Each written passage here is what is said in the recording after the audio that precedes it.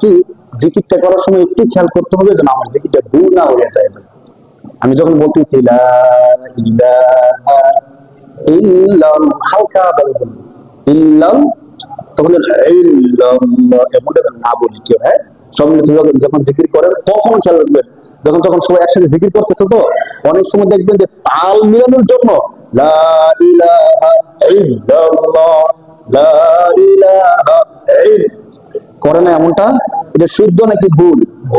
বিশ্বাস করেন এই জিকিরের যদি 100 বছরও করি, আমি যে আরবি ব্যাকরণ বলছি এই ব্যাকরণ অনুযায়ী আপনি একটা সব পাবেন না।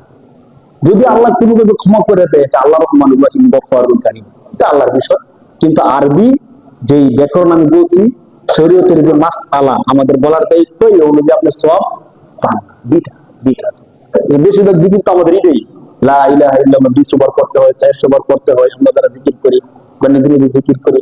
তাহলে আমরা বিশেষভাবে এখন থেকে খেয়াল রাখবো, আপনারা যদি কখনো কোনো মজলিসে যান, জিকিরের হালকায় যান, কাউকে যদি শুনেন এইভাবে জিকির করতেছে, এই ভুলটা কি ধরাই দিতে পারবেন নাকি পারবেন না? অনেকে ভুল ধরাই দেয়, তো ভুল ধরাই দিলে আমাদেরকে আবার খারাপ মনে করবে। ভাই খারাপ মনে করুক না, আপনার কারণে যদি 10টা মানুষ বেঁচে যায়, একটা মানুষ আপনার বলার কারণে সে শুদ্ধ করে জিকির করে, তাহলে আপনার বলার পরের থেকে সারা জীবন সে শুদ্ধ জিকির করবে, আপনি সব পাইবেন। আর আপনার লজ্জায় বললেন না, আপনাকে তারা খারাপ মনে করবে জন্য বললেন না, আপনি জানেন যে বললেন না, গুনাহগার হইবেন 1 নাম্বার। 2 নাম্বার, না বলার কারণে সে না জানার কারণে সারা জীবন ভুল জিকির করতেছে। লা ইলাহা ইল্লাল্লাহ লা ইলাহা ইল্লাল্লাহ, আমি অনেক শুনছি। আপনারা একটু খেয়াল করে দেখেন, হ্যাঁ তাহলে এখানে কি আইন নাকি হামজা?